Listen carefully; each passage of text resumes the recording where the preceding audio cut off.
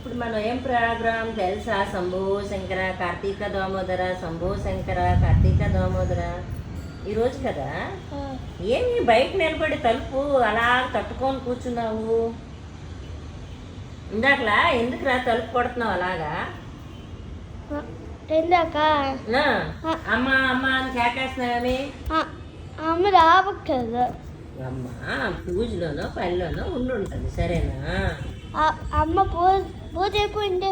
అవును, పూజ ఇప్పుడు భక్తితో. ఇప్పుడు నేను ఇప్పుడు చూడు, ఇవాళ రోజు మొత్తం కదా నీకు టైం దొరికితే శంభో శంకర శంభో శంకర ఓం నమ శివాయ అనుకుని ఉండు. అమ్మ కూడా అలాగే ఏదో మంచి పనిలో ఉంటుంది. ఎంత గట్టిగా గుర్తుండో బాల్ గురించి. ఏమి బాలాటే బాగుందా? దేవుడు ప్రార్థిస్తే బాల్ వచ్చును. బాగుందా లేదా? బాగుంది. అది ఇప్పుడు మనం మన మొక్కలకి తోపం వేసుకుంటాం కదా. ఏంట్రా అంత బాగా అలగట్లేదు? ఓం నమ శివాయ ఓం నమ శివాయ ఓం నమ శివాయ ఓం నమ శివాయ. శంభో శంకర కార్తీక దామోదర. శంభో శంకర అంటే ఈశ్వరుడు, దామోదర అంటే విష్ణుమూర్తిరా. దామోదర అంటే ఎవరు తెలుసా? విష్ణుమూర్తి. చూసావా, అందరు పూజలు తీసుకోండి. రెండు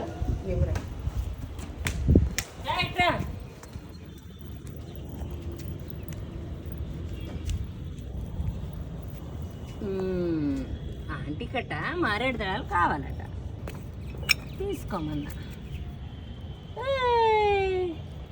పారిజాత పూలు రెండు ఉన్నాయా? పారిజాత పూలు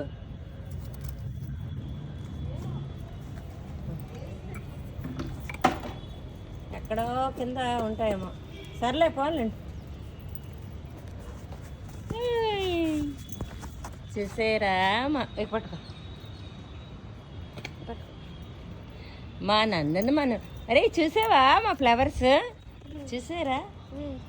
నేనేం చెప్పాను ఒకరోజు, నా నందనవనాన్ని దేవుడి గదిగా మారుస్తానని. ఇప్పుడు మరి రెండు మొక్కలకి దీపం పెడుతున్నా కదా, అయితే అన్ని మొక్కలు దేవుళ్ళే కదరా. ఎందుకంటే ప్రతి మొక్క మనకి ఏదో ఒకటి హెల్ప్ చేస్తుందా లేదా లసిత్? చూసావా, అన్ని మొక్కలకి మనకి హెల్ప్ చేస్తున్నాయి. 6 మొగ్గలు ఉండేవి, ఎవరో 2 తెంపుకొని వెళ్ళిపోయారు. అంటే తీసుకొని, కానీ చెప్పకుండా తీయకూడదు కదా. 7 మొగ్గలు ఉండేవి, ఇప్పుడు 4గా ఉన్నాయి. నేను అన్ని కౌంట్ చేసుకుంటాను, చెప్పి తీసుకొని. పోనీ ఆ పుణ్యం అంది అందరికీ వస్తుంది, దానికి ఏముంది. కానీ కనీసం చెప్పాలి కదా. అయ్యేందుకో మరి మళ్ళీ ఆ మొక్కలు కదా పెంచితే అబ్జెక్షన్స్ చేయడం. పూలు మాత్రం కావాలి. భగవంతుడిదే భారం.